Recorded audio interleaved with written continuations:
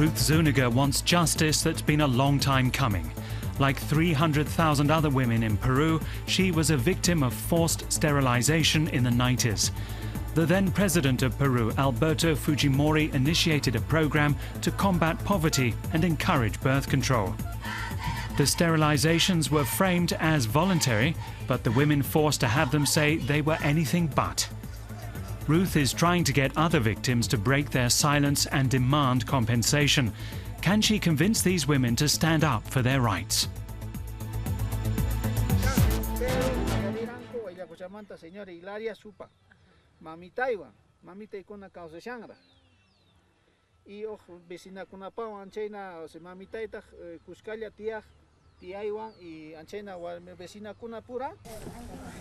Today, Ruth is visiting a village in Peru's Cuzco region. She's trying to identify and register women who were forcibly sterilized in a government program that lasted for 2 decades. You've got to hand in a report. You've got to tell us what they did to you. I've done that myself. We have to stick together. Women who register will get financial compensation and help with physical and psychological problems. It's humiliating. It's nothing to be ashamed of. We've got to stay strong.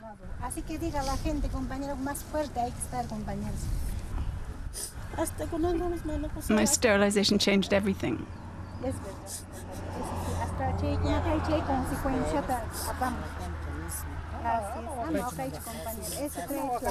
I can't work as hard in the fields as I used to because of the pain. My husband doesn't understand. He thinks I'm lazy.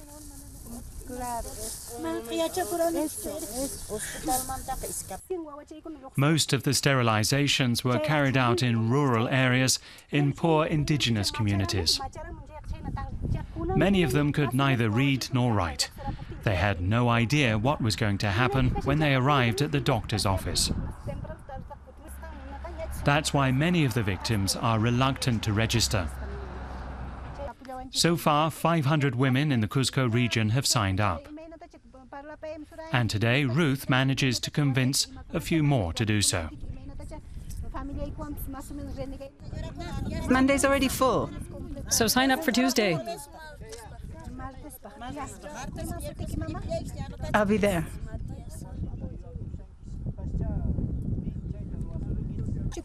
The women have to travel to the regional capital Cuzco to register.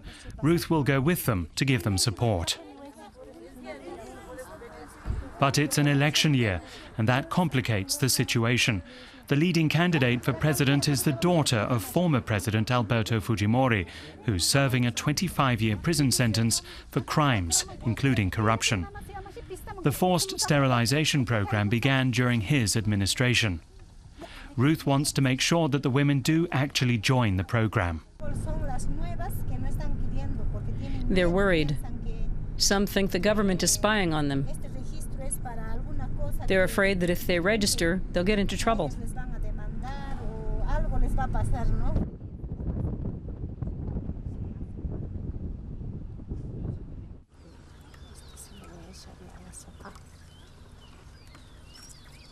Ruth and her husband farm a plot of land near the village of Limbatambo, about 60 kilometers west of Cuzco.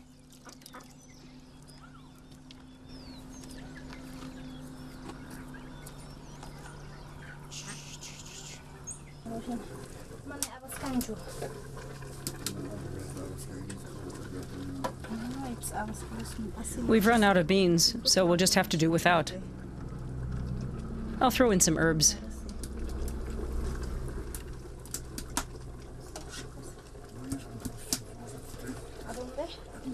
I'm going down to the village. I'll see whether anyone has a job for me today. Eat first, and bring some water back with you. Ruth receives no financial compensation for her work. She says she's simply trying to win respect for the sterilization victims. In the old days, a new wife had to peel potatoes in front of her mother-in-law. You started out with really small potatoes, so you could prove that you could peel them.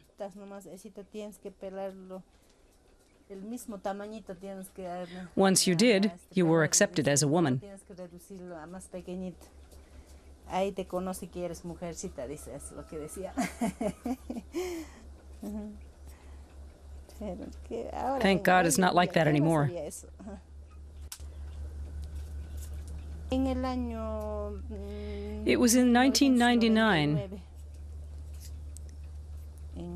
February the 10th.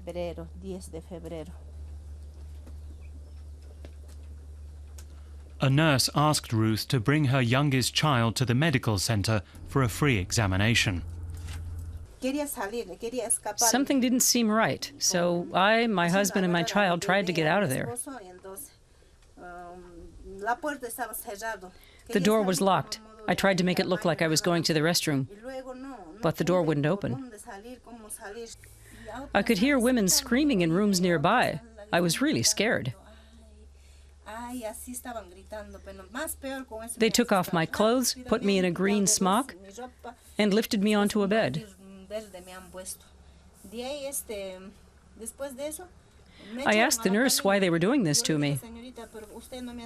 They told me they wanted to examine my child, not me. They tricked me.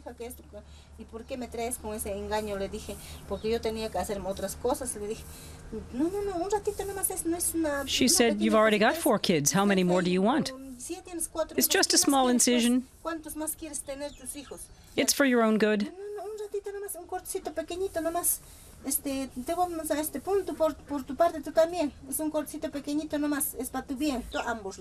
They cut me open. There was a lot of blood. The surgeon said, "Hold her down."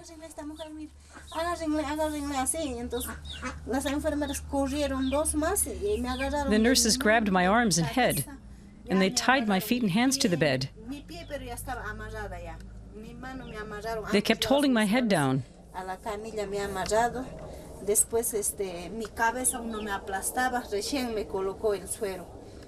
I thrashed around. I don't know how it happened, but I managed to pull off the doctor's surgical mask.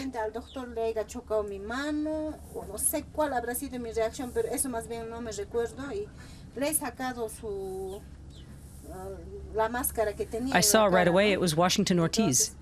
En ahí es al doctor, yo le he reconocido, que era el que se llama el doctor Washington Ortiz. Many of the local women say that it was Ortiz who sterilized them without their consent.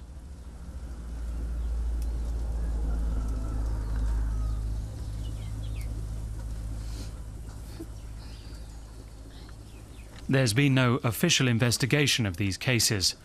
Ortiz has made no public comment on them.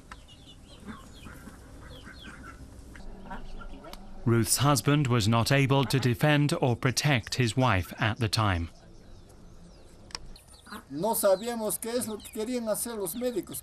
We had no idea what the doctors were going to do to her. How did they come up with this idea? We didn't even know what sterilization was. I didn't know, and neither did my wife. We didn't have a clue. So did you sign anything? Absolutely not. This is the medical center in the town of Anta. Many of the local women were sterilized here. When the center first opened, President Fujimori himself took part in the dedication ceremony. Washington Ortiz, who carried out so many of the sterilization procedures, still works here. He refuses to appear before our camera and pretends he's not there. Many women are afraid of being treated at the center. We finally found a doctor who was willing to discuss the sterilization program. Dr. Raúl Salas Carrión is the chairman of the Regional Medical Council.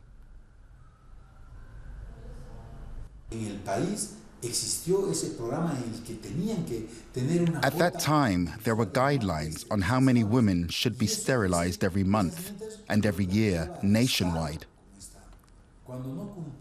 The numbers were set by the federal government. If a doctor didn't meet the quota, he'd be moved to another job. Former President Fujimori denies he knew anything about the sterilization program. His daughter, the presidential candidate, puts the responsibility squarely on the individual doctors who were involved. Now Ruth is on her way to Cruz Patá, another village near Cuzco.